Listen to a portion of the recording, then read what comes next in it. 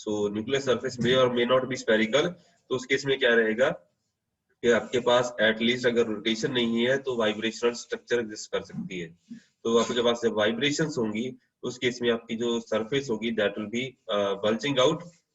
Bulging effect होगा, कहीं से आपकी सरफेस जो पिचक भी सकती है, कहीं से एलोंगेट भी हो सकती है। तो उस वजह से क्या होगा कि आपकी सरफेस जो है उसका जो रेडियस है न्यूक्लियस का that will not be a constant value, you can simply से आर, वो नहीं होगा। वहां से आपके पास स्फेरिकल हार्मोनिक्स आ जाएंगे थीटा एंड फाई।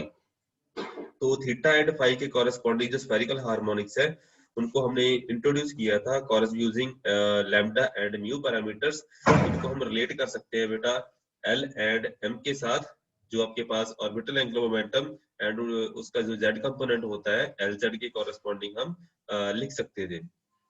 तो यहाँ पे हमने क्या किया, यहाँ पे हमने दो पैरामीटर इंट्रोड्यूस किए थे, one was corresponding to lambda and second one corresponding to mu. जो म्यू की वैल्यू है that is from minus lambda to plus lambda. ठीक है, सो वहां से हमने पढ़ा था कि अगर lambda is equal to 1 mode होगा, उसके कॉरेस्पॉन्ड 0 मोड होगा तो उसके कॉरेस्पॉन्डिंग हमारे पास क्या आएगा, हमारे पास ब्रीदिंग मोड होगा ऑफ द न्यूक्लियस। अगर लैम्डा इज इक्वल टू 1 आएगा वहां पे हमने पढ़ा था कि आपके पास आएगा डाइपोल मोड, डाइपोल ट्रांजिशंस आएंगी। या फिर अगर लैम्डा इज इक्वल टू 2 हो गया तो इलेक्ट्रिक क्वाड्रुपोल हो गया। लैम्डा इज इक्वल टू 3 ऑक्टोपोल, उसके बाद लैम्डा इज इक्वल टू 4 आपके पास आएगा हेक्साडेकापोल, मोड ऑफ वाइब्रेशंस आ जाएगा। ठीक है, तो ये चीजें हमने पढ़ी हुई है। यहां से हम स्टार्ट करेंगे beta and gamma vibration. So in addition to even spherical nucleus, there are spheroidal nuclei. तो हमारे पास spheroidal nuclei होंगे जिनमें आपके पास deformed state exist करेगी rather than spherical shape। तो जहाँ पे आपके पास rather than vibration यहाँ पे rotational structure भी exist करेगी। So जो deformed nucleus होते हैं जिनमें elongated shapes exist करती हैं उनमें आपके पास बीटा एंड गामा वाइब्रेशन भी देखने को मिल सकता है। तो कौन कौन से स्फीरॉइडल न्यूक्लियस यहाँ पे लिखे हैं बेटा, first is called hafnium, second one is called gadolinium, lutetium हो सकता है, यट्रियम हो सकता है। इसके साथ काफी सारी जो न्यूक्लियस है न्यूक्लियस है जो इस बेल्ट में लाई करते हैं। तो 150 टू लेके 170 मास रीजन में वहां पे आपके पास टंगस्टन हो गया। ये सारे न्यूक्लियस जो है वो आपके पास इलोंगेटेड शेप्स वाले होते हैं जिनमें आपके पास स्फीरॉइडल शेप आती है रादर देन स्फेरिकल।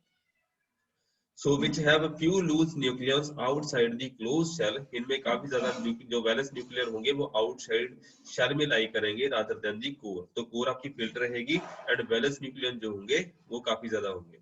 तो such loose nucleons deform the nuclear shape. तो आपकी जो न्यूक्लियस है, न्यूक्लियस की जो शेप है ड्यू टू वैलेंस न्यूक्लियंस वो डिफॉर्म हो जाएगी बिकॉज जो वैलेंस न्यूक्लियन होंगे वो आउटर कोर के आउटसाइड मूव करेंगे एंड उसको इलोंगेट कर देंगे। The surface of these ellipsoid may be described by a radius vector and the net deformation can be represented by delta r। So आपके पास जो net deformation होगी इसको आप जब सिंपली r के साथ नहीं लिख सकते, इसको spherical harmonics या फिर थीटा एंड फाई की टर्म में आपको लिखना पड़ेगा। So change in the shape कितना रहेगा, जो spherical symmetry है वहां से हम departure कितना रहेगा, that will be written in terms of delta r। So delta r will be r theta phi minus r nought. So r nought आपकी स्फीयर का रेडियस होगा स्फेरिकल सरफेस, उसके जो थीटा एंड फाई वाली है that is will be your deformed surface. तो deformed surface minus your exactly sphere spherical surface, उन दोनों का जो डिफरेंस होगा वो आपके डिफॉर्मेशन को अराइज करेगा। That will be written in terms of delta R. So where r naught is the radius of spherical surface, deformation can also be written in terms of spherical harmonics। तो जब जो मैंने पहले बात की थी, जो हम स्टार्टिंग में बात करते आए हैं सरफेस पैरामीटराइजेशन के केस में, तो जो कि आपके पास जो डेल्टा आर है deformation in the nuclear surface है उसको हम spherical harmonics की टर्म में ही लिखते हैं mostly. So it will be written in terms of alpha parameter that is your deformation and your spherical harmonics that is y theta and pi. यहाँ पे lambda mu लिखा हुआ है, लैम्डा म्यू के कॉरेस्पॉन्डिंग यहाँ पे lambda is equal to 2 counter किया हुआ है। लैम्डा इज इक्वल टू 2 यहाँ पे लिखने का पर्टिकुलर मीनिंग है बेटा।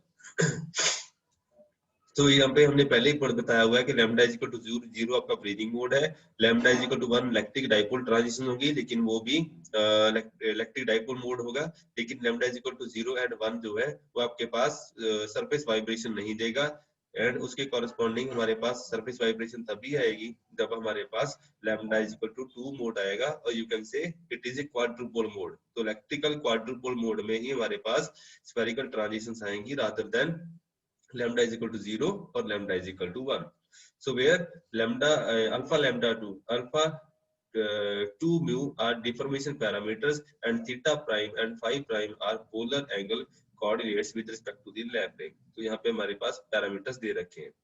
तो हमारे पास जो डेल्टा आर है इट शुड बी रियल। तो हमारे पास जो अल्फा पैरामीटर है it should be having a conjugate property like this. तो इसकी प्रॉपर्टीज ऐसी होनी चाहिए क्योंकि आपके पास जो वेरिएशन इन दी रेडियस है स्फीयर के इट शुड बी रियल। तो इसकी प्रॉपर्टीज ये वाली सेटिस्फाई होनी चाहिए। So then the deformation parameter alpha 2 mu have 5 independent values। तो मैंने आपको स्टार्टिंग में ही बता दिया था कि अगर आपके पास लैम्डा है तो उसको आप एल से रिलेट कर सकते हैं, अगर आपके पास म्यू है तो उसको आप एम से रिलेट कर सकते हैं। तो लैम्डा की for given value of lambda mu की वैल्यू क्या रहेगी, लैम्डा से लेके माइनस लैम्डा तक इसकी वैल्यू एग्जिस्ट करेगी। ठीक है, तो हमारे पास यहाँ पे क्या आ गया, हम इलेक्ट्रिकल क्वाड्रुपोल वाला यहाँ पे केस कंसिडर कर रहे हैं जहाँ पे हमारे पास सरफेस ऑसिलेशन या वाइब्रेशन एग्जिस्ट कर रही है। तो वहां पे हमारे पास क्या रहेगा, लैम्डा इज इक्वल टू 2 के लिए म्यू की वैल्यू क्या रहेगी, it will be from minus lambda से लेके लैम्डा तक। तो -2 से लेके +2 तक इसकी वैल्यू एग्जिस्ट करेगी for a given value of lambda. The two of the values correspond to change in the shape, value of the semi-major and semi-minor axis, and three of them determine the orientation of the nucleus in the lab frame।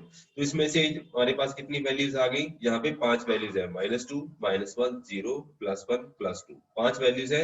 यहाँ पे हमारे पास क्या होंगी, इनमें से 2 value जो होंगी semi major and semi minor axis को गवर्न करेंगी, एंड जो तीन वैल्यूज होगी वो क्या करेगी, वो आइलर एंगल्स को डिफाइन करेगी और यू कैन से ओरिएंटेशन को डिफाइन करेगी। So consider the nucleus in the is rotating with angular frequency omega. The internal degrees of freedom of the nucleus are described by beta and gamma parameters, and the gamma external degrees of freedom by Euler angles। तो यहाँ पे हमारे पास दे रखा है, एक shape दे रखी है, because हैप्लियम जो ल्यूटेशियम जो न्यूक्लियर होते हैं इनमें डिफॉर्म शेप एग्जिस्ट करती है, डिफॉर्मेशन के कॉरेस्पॉन्डिंग रोटेट कर सकते हैं बेटा। बिकॉज स्फेरिकल जो सरफेस होगी उसकी कोई भी एक्सिस ऑफ सिमेट्री चूज कर लीजिए आप चारों तरफ, और उसकी सारी की सारी एक्सिस सेम रहेगी, इसलिए आप सिमेट्री एक्सिस डिफाइन नहीं कर पाएंगे और आप इस शेप को क्वांटाइज नहीं कर पाएंगे। लेकिन अगर न्यूक्लियस डिफॉर्म हो गया तो उसके केस में आपके पास क्या आएगा, we can define a particular symmetry axis, and उस केस में आपके पास जो रिजल्ट रहेंगे that those will be corresponding to a particular symmetry axis। You can quantize the rotation। So deformed nucleus के लिए आप रोटेशन को क्वांटाइज कर सकते हैं। तो कहने का मतलब ये है, तो आपके पास यहाँ पे एक न्यूक्लियस दे रखा है, न्यूक्लियस की जो सिमेट्री एक्सिस है उसके अराउंड हमारे पास रोटेशनल एक्सिस है, उसको हमने डिफाइन किया हुआ है लॉन्ग बाय थिक एरो। उसमें आपके पास एक राउंड एरो डाल रखा है जिसके कॉरेस्पॉन्डिंग आपका न्यूक्लियस रोटेट कर रहा है। ये जो 1, 2 एंड 3 है, इसमें मतलब क्या है, ये बॉडी फिक्स्ड फ्रेम है बेटा। बॉडी फिक्स्ड फ्रेम मतलब न्यूक्लियस की एक पर्टिकुलर ओरिएंटेशन है, लेकिन उसकी जो बॉडी है उसके with respect to 1 and 2 and 3 जो एक्सिस है वो बॉडी फिक्स्ड फ्रेम को रिप्रेजेंट कर रही है। एंड जो कोऑर्डिनेट फ्रेम है बेटा उसमें क्या लिख के दे रखा है, coordinate frame X Y Z के कॉरेस्पॉन्डिंग आपके पास यहाँ पे अवेलेबल है। तो यहाँ पे 2 एक्सिस डिफाइन कर रखी है, 2 तरह की, one is corresponding to body fixed frame, second one is with respect to the lab frame. For such nuclei we can define a new variable a lambda and mu। और अब देख लीजिए बेटा, आपके न्यूक्लियस की कोई भी ओरिएंटेशन हो सकती है, it may be along the axis और लैब फ्रेम एक्सिस, और it may be away from the lab frame axis. इस वजह से हमें क्या करना पड़ेगा, if we are to transform the system from one system of coordinates to another system of coordinates. तो हमने क्या पढ़ा था बेटा, हमने पढ़ा था कि हमारे पास there may be D matrices involved in the system. तो हम इनको ट्रांसफॉर्म कर सकते हैं कॉरेस्पॉन्डिंग टू डी मैट्रिसेस के विद रिस्पेक्ट।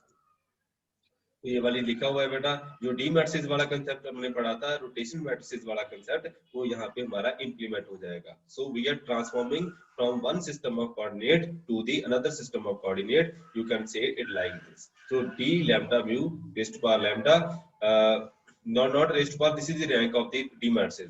तो थीटा फाई एंड साई आपके पास क्या है, क्या correspondingly alpha and lambda mu के कॉरस्पॉन्डिंग ये आपका डिफॉर्मेशन पैरामीटर है, उसको आपने ट्रांसफॉर्म कर दिया बाय यूजिंग ट्रांसफॉर्मेशन मैट्रिसेस और रोटेशन मैट्रिसेस। आपके पास जो न्यू ट्रांसफॉर्मेशन का पैरामीटर आएगा that will B A lambda mu के रिगार्डिंग आएगा। So for such nuclei, we can define a new parameter that is a lambda mu related to alpha by using the rotational D matrices. तो ये वाला part यहाँ पे justify हो जाता है जो भी हमने पहले पढ़ा था।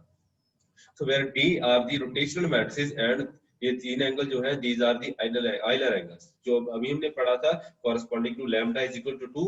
आपके पास क्या आएगा, आपके पास 5 वैल्यूज आ रही थी, वहां से आपके पास यहाँ पे तीन एंगल आपके जस्टिफाई हो जाते हैं। these are the Euler angles। The orientation of the body fixed coordinate around the space fixed coordinate system ये आप डिफाइन कर सकते हैं। So therefore जो अल्फा वाले पैरामीटर है these are variables in the rotating frame and a parameters are the variable in the lab frame। तो आप रोटेटिंग फ्रेम को लैब फ्रेम के साथ कोरिलेट कर सकते हैं और यू कैन से कि आपके पास जो रोटेटेड फ्रेम है, जो आपका बॉडी फिक्स्ड फ्रेम है, उसको आप लैब फ्रेम के साथ रिलेट कर सकते हैं by using these parameters. Sorry. For lambda is equal to rho, the quadrupole shape, the value of the A2 mu, it can be related with the alpha 2 mu and d raised to power 2। ये इसका rank हो गया 2 बेटा, lambda is equal to 2 हो गया, ये टेंजोरियल form में आ गया rather than वेक्टर फॉर्म। यहाँ पे अगर आपके पास इसका कॉम्प्लेक्स कंजुगेट लेगी, आप इसको ट्रांसफॉर्म भी कर सकते हैं, इसकी वेरियस प्रॉपर्टीज है बेटा, ज्यादा डिटेल में जाएंगे अदरवाइज कंफ्यूजिंग होगा आपके लिए।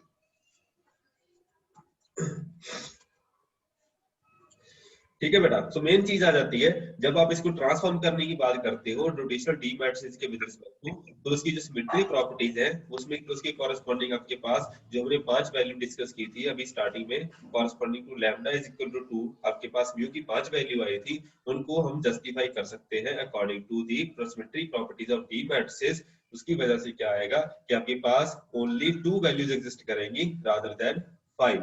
So A21 is equal to A2 minus 1 जो हमने अभी पहले पढ़ा था कि आपके पास कॉम्प्लेक्स जो आपकी डेल्टा R जो होगा वो रियल एग्जिस्ट करना चाहिए। कॉरेस्पॉन्डिंग टू दैट आपके पास रिफ्लेक्शन प्रॉपर्टीज के कॉरेस्पॉन्डिंग ये वाली वैल्यूज बराबर हो जाएगी। Similarly A22 it should be equal to A2 and minus 2 and alpha of 2 A21 it should be equal to A2 minus 1 के बराबर, it should be equal to 0। So ultimately आपके पास ये वाली values only 2 बचेगी rather than 5।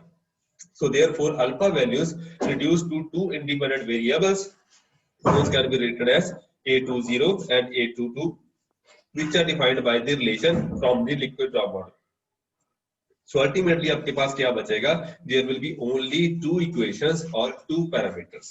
So using the value of the spherical harmonics आप क्या कर सकते हैं बेटा, आप जो आपके पास शेप पैरामीटर है, जो आपके पास शेप की डिफॉर्मेशन है, उसको इंटरप्रेट कर सकते हैं corresponding to these values। So you are left with only 2 parameters, one is called beta and correspondingly gamma। So A20 and 22 के corresponding आप इसको इस फॉर्म में लिख सकते हैं।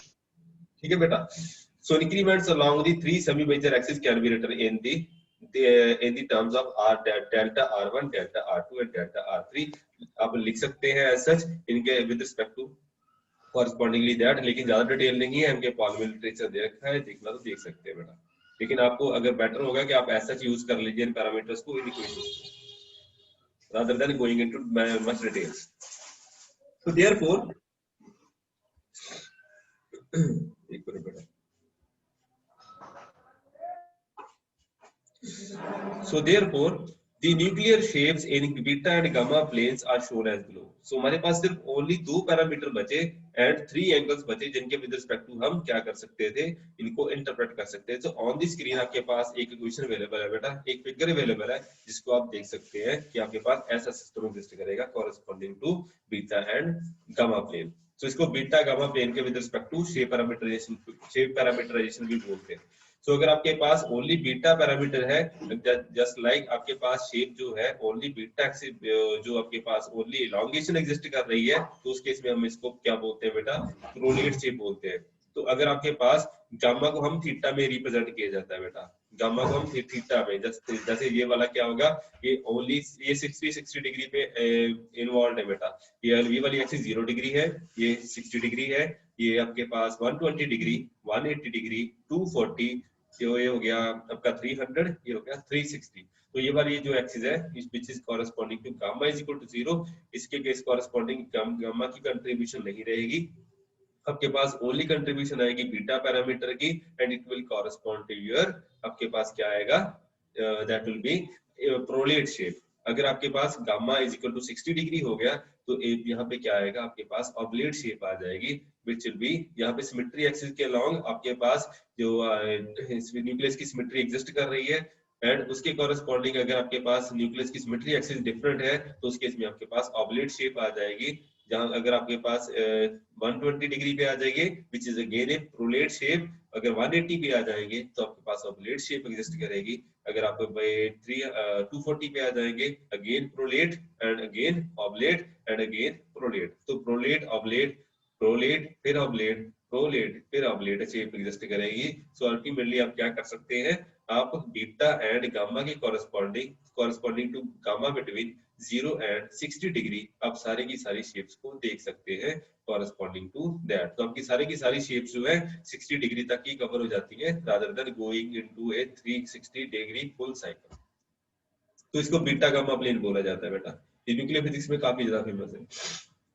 तो यहाँ पे लिखा भी हुआ है for gamma is equal to 0 degree, 120 degree, 240 degree shape of the nucleus is prolate spheroid, 180 degree, 360 degree shape is called oblate. अगर गामा 0 एंड 60 में चेक करोगे तो ऑल पॉसिबल शेप्स आप यहाँ पे देख सकते हैं। तो इसको ट्रायक्शनलिटी भी बोलते हैं बेटा, ये वाला अगर आप यहाँ पे लिखा नहीं होगा, या इसको ट्रायक्शन शेप भी बोलते हैं। अगर ट्रायक्शनलिटी चेक करनी है तो आपका न्यूक्लियस इस रेंज में लाई करेगा। ट्रायक्शनल शेप कौन सी होगी, ना तो वो प्रोलेट रहेगा ना वो ओब्लेट रहेगा, इंटरमीडिएट शेप होगी। So gamma is equal to 30 degree, 20 degree, 40 degree, वो सारे के सारा ट्रायक्शनलिटी को आ जाएगा। अगर 40 डिग्री चला गया तो वो प्रोलेट के पास चला जाएगा, अगर 15 डिग्री है तो यहाँ पे आपके पास क्या आएगा, आपके पास ओब्लेट के नियर बाय रहेगा। जैसे 100 मास रीजन है, मैंने जहाँ पे काम किया हुआ है दैट इज सिल्वर, सिल्वर के कॉरेस्पॉन्डिंग आपके पास ट्रायक्शनलिटी बहुत कम आती है, it is nearly prolate, near spherical prolate, because 100 mass region जो होता है वहाँ पे आपके पास ट्रायक्शनलिटी बहुत ज्यादा नहीं आएगी, कायरलिटी नहीं आएगी। तो अगर आपके पास chirality just like mirror nuclei, जो जैसे आपके पास left hand side right hand side होते हैं, कायरलिटी एग्जिस्ट करती है मॉलिक्यूल्स में, तो वहाँ पे हमारे पास न्यूक्लियस के अंदर भी कायरलिटी का कंसेप्ट आता है, वहाँ पे आपके पास चेक कर सकते हैं कायरलिटी एग्जिस्ट करेगी। सो आपके पास कायरलिटी का कंसेप्ट आता है, आपके पास सेम न्यूक्लियस के अंदर डिफरेंट बैंड स्ट्रक्चर दिखेंगे with very less energy gap, energy difference, उसे एक ही न्यूक्लियस के अंदर बहुत कुछ दिखने लग जाता है। तो वैसा भी वो वाला फंडा भी यहाँ पे इंप्लीमेंट होगा बेटा, लेकिन ज्यादा डिटेल नहीं, अदरवाइज बदलिंग होगी आपको। So in beta vibration, beta corresponds to deviation from the sphericity. So beta vibration क्या रहेगी आपके पास, beta corresponds to deviation from the sphericity, तो spherical nucleus से away जाने की बात करेंगे हम, and we can think beta varies with time while gamma stays fixed. तो beta vibration में आपके gamma variation को हम fix कर लेते हैं और beta vibration में से only beta को time के साथ relate करवाते हैं। On the other hand, in gamma vibration, gamma corresponds to symmetry of the nucleus, and for gamma is equal to 0 degree, nucleus is found to be prolate in shape. For 120 degree, it is called prolate spheroidal, and for 180 degree, 60 degree, and इसके बाद कितना आएगा बेटा 300 degree, nucleus is oblate in shape. तो ये सारे के सारे हम पॉइंट डिस्कस कर चुके हैं बेटा, तो ज्यादा डिटेल नहीं है, सिर्फ और सिर्फ लिमिटेड स्कोप है इसके अंदर। So giant dipole resonance next topic आ जाता है बेटा, जीडीआर, इसको जीडीआर भी बोला जाता है, जायंट डाइपोल रेजोनेंस, इसको नोट कर लीजिएगा बेटा, इसमें कहीं भी लिखा नहीं हुआ है, इसको जीडीआर भी बोला जाता है, जायंट डाइपोल रेजोनेंस और न्यूक्लियर जायंट रेजोनेंसेस। यहाँ पे हम जो बात की हुई है वो ओनली जीडीआर की रिगार्डिंग बात की हुई है, because GDR giant dipole resonance, इसमें क्या होता है कि आपके पास जो अगर किसी न्यूक्लियस को हैवी न्यूक्लियस को आप एक्साइट कर दें, जैसे गोल्ड 197 होना चाहिए, यहाँ पे ऐसा कुछ लिखा होगा, तो गोल्ड के रिगार्डिंग है, तो यहाँ पे आपके पास गोल्ड को अगर आप एक्साइट करेंगे बाय यूजिंग अ फोटोन, तो फोटोन क्या करेगा, न्यूक्लियस अब्सॉर्ब कर लेगा। अल्टीमेटली क्या होगा आपके पास, जीडीआर में क्या होता है कि आपके पास प्रोटॉन जो एंड जो न्यूट्रॉन है वो अलग अलग ऑसिलेट करना शुरू कर देते हैं, एक दूसरे के विद रिस्पेक्ट टू ऑसिलेट करना शुरू कर देते हैं। एक साइड न्यूट्रॉन हो जाएंगे, दूसरी साइड प्रोटॉन हो जाएंगे, तो वो वाली जो ऑसिलेशन है उसको जीडीआर का फिनोमेना बोला जाता है। एंड इस केस में जो ट्रांजिशन आती है वो इलेक्ट्रिक डाइपोल ट्रांजिशन होती है, मतलब दो लेवल के बीच में जो ट्रांजिशन होगी वो डाइपोल होगी, मतलब उसमें एंगुलर मोमेंटम चेंज 1 यूनिट होगा, एंड जो फोटोन निकलेगा that will B electric in nature. So E1 transitions होंगी रादर देन M1 और E2 ट्रांजिशन, इसीलिए इसको electric GDR giant dipole resonance बोला जाता है, बिकॉज जिसके इस केस में ट्रांजिशन निकलेंगी वो डाइपोल नेचर की होंगी। So in nuclear physics, certain nuclei have giant resonance electric dipole states. इसमें giant dipole resonance states की बात की गई है। तो strength of the resonance mainly peaked in the unbounded nuclear region। तो ये वाला इसकी जो पीकिंग होगी, जो पीक पोजीशन होगी वो अनबाउंडेड न्यूक्लियर रीजन में होगी, अदर देन दी शेल, इसको बोलते हैं जैसे जो हमारी शेल स्ट्रक्चर है उसके उससे ज्यादा हमारे पास एनर्जी अवेलेबल होगी, तो उस केस में हमारे पास क्या आएगा, जीडीआर आ जाएगा, जायंट डाइपोल रेजोनेंसेस आ जाएंगे। तो इसलिए इसको अकर करवाने के लिए हमें ज्यादा एनर्जी चाहिए होती है as compared to nuclear transitions. जो हमारे पास मैजिक नंबर हम एक्सप्लेन कर रहे थे वो सारे का सारा पार्ट जो है वो लो एनर्जी पे आता है रादर देन हाई एनर्जी। तो हाई एनर्जी पे जीडीआर आता है बेटा, उसकी जो एनर्जी होगी फ्यू केवी से लेके 1 या 2 एमईवी तक रहेगी, ज्यादा से ज्यादा 3 एमईवी तक रह जाएगी, लेकिन उसके बाद जो होता है वो पोर्शन वो जीडीआर का पार्ट आ जाता है। तो आगे एक ग्राफ भी आएगा। So a typical example of the GDR is the resonance reaction exhibited by gold with gamma ray photons. These ये शायद इसको चेक कर लीजिएगा, ये 190 है, 197 है कि 107 है, 107 नहीं होना चाहिए यहाँ पे। So these nuclear reactions are gamma and neutron. So gamma इसके मतलब क्या होगा बेटा, न्यूक्लियर रिएक्शन कैसे अगर करेगी, गामा फोटोन आएगा, जो फोटोन आएगा बिकॉज ये वाला जो होगा गामा फोटोन आएगा, उसके कॉरेस्पॉन्डिंग क्या आएगा, न्यूक्लियस को स्ट्राइक करेगा एंड न्यूक्लियस क्या करेगा आपका एक अपने आप से एक न्यूट्रॉन इमिट करेगा एंड उसको एक्साइटेड स्टेट में एग्जिस्ट करेगा। या फिर एक गामा फोटोन आया और दो न्यूट्रॉन निकल गए, एक गामा फोटोन आया या फिर 3 न्यूट्रॉन निकल गए, तो इस केस में ऐसी ट्रांजिशन अकर करेगी। So the variation of cross section for these reaction with incident photon energy along with the peak position is given by। तो इसका रिएक्शन क्रॉस सेक्शन ये रिएक्शन हो सकती है कि नहीं, उसके कॉरेस्पॉन्डिंग ये वाला ग्राफ दे रखा है।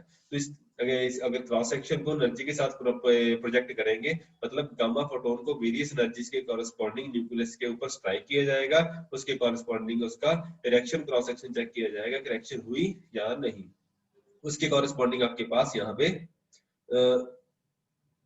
ग्राफ आ जाएगा बेटा। उसके कॉरेस्पॉन्डिंग जब ग्राफ आएगा तो उसकी शेप ऐसी होगी, उसकी जो पीक पोजीशन होगी उसकी या तो 14 से लेके 16 एमईवी के बीच होती है मोस्टली, ठीक है। तो इतनी रेंज में इसका जो पीक पोजीशन है वो लाई करती है, तो इसीलिए इसको जीडीआर बोला जाता है। इसकी जो विड्थ है बहुत ज्यादा होती है एंड इसकी जो पीक है उसको बोलते हैं कि आप ये वाली हाई एनर्जी पे लाई करती है। जो आपके पास लेवल स्ट्रक्चर्स है वो लो एनर्जी पे लाई करती है। ये जीडीआर जो है ये डाइपोल रेजोनेंस है, इसीलिए इसको अनबाउंडेड मोशन भी बोलते हैं, बिकॉज इसमें ऐसा बाउंडेड मोशन नहीं है, एनर्जी लेवल्स नहीं एग्जिस्ट कर रहे, इसमें प्रोटॉन्स एंड न्यूट्रॉन ऐसे ही वाइब्रेट करना शुरू हो गए,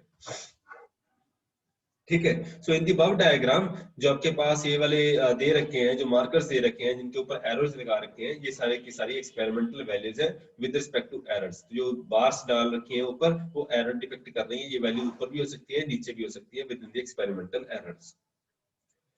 So it is clear from the figure that a wide giant resonance stands out very strongly whose peak position is near 14 MeV photon energy। तो इसकी peak जो है वो 14 MeV के आसपास रहेगी। So the total width is mainly contributed due to decay width caused by the particle emission and spread width caused by the coupling of the resonance with the non-coherent modes of motion। ज़्यादा detail में नहीं जाऊंगा, आप इसको ऐसा ही रख सकते हैं बेटा। So it has been noticed that the resonance energy varies smoothly with the mass number। तो इसका जो resonance की एनर्जी रहेगी, इसका जो एक्सप्रेशन होगा वो that will be proportional to 79 into a raised power minus 1/3। ये corresponding ये वाला एक्सप्रेशन जो है वो वैलिडेट होता है, जो प्रोपोर्शनलिटी यहाँ पे as such एग्जिस्ट करती है। तो वेरिएशन इसको अगर आप चेक करें, तो अगर आप energy of the resonance with respect to mass number आप चेक करें तो स्मूथ वेरिएशन आती है। तो सॉलिड लाइन है बेटा वो आपकी लिक्विड ड्रॉ मॉडल की लाइन है। So it justifies very very good. In my macroscopic approach of the giant resonance, we consider the flow of the proton fluid around the neutron, therefore using hydrodynamical model. तो जो giant dipole resonance है उसको proton fluid against the neutron fluid की हम बात करते हैं. यहाँ पे neutrons are moving against the protons. उस केस में hydrodynamical method हम यहाँ पे apply कर सकते हैं in terms of the variation in the proton density. तो proton की density कितनी vary कर रही है एक particular point पे, उसके with respect to हम यहाँ पे बात कर रहे हैं. तो इसको हाइड्रोडायनामिकल मॉडल में आप क्या कर सकते हैं बेटा, इसको आप सेकंड ऑर्डर डिफरेंशियल इक्वेशन में डिपिक्ट कर सकते हैं. ज्यादा डिटेल नहीं है बेटा, सिर्फ और सिर्फ सरफेस स्क्रैचिंग है.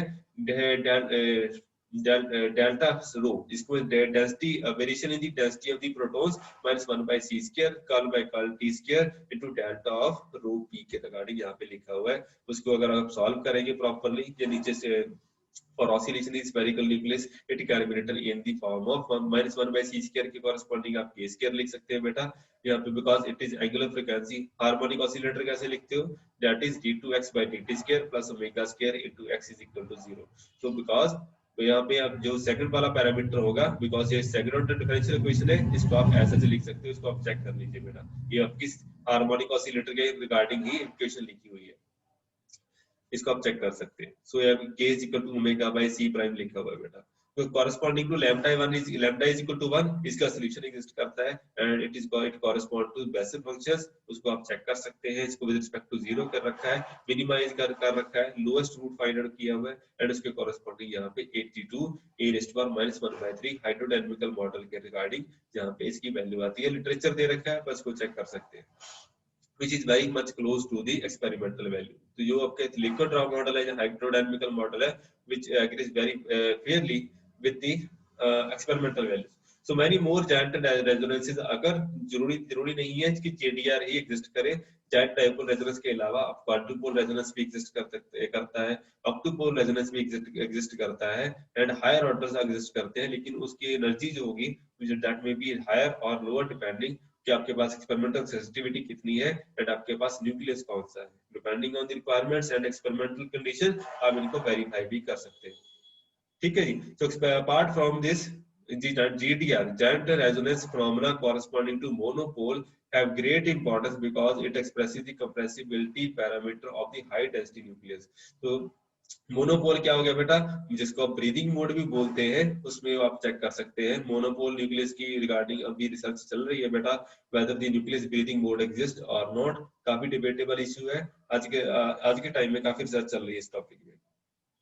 तो पहले मानते थे कि मोनोपोल एग्जिस्ट नहीं कर सकता न्यूक्लियस के केस में, ब्रीदिंग मोड नहीं होगा, लेकिन फिलहाल की घड़ी ये वाला शायद कहीं ना कहीं को स्ट्रक्चर दिखने लग गई है, रिजल्ट दिखने लग गए.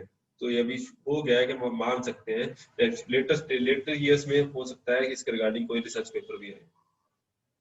So apart from this, the resonance studies based on variation in the proton and neutron density, various giant resonances based on spin orientation have also been noticed. In addition to this, there is recent observation on double giant resonance in nuclear physics at high energy. तो जितना जितना high energy जाते जाएंगे, उतना ही unbounded motion ज्यादा आपको देखने के लिए मिलेगा, उतने ही वेरियस टाइप के फिनोमेना आपको देखने को मिलेंगे.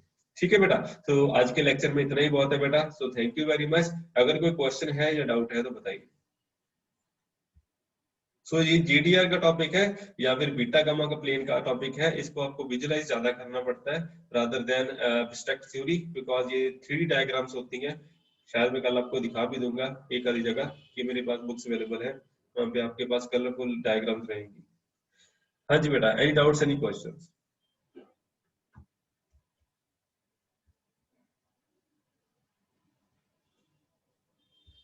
So no question, no doubts. So thank you very much. See you next time.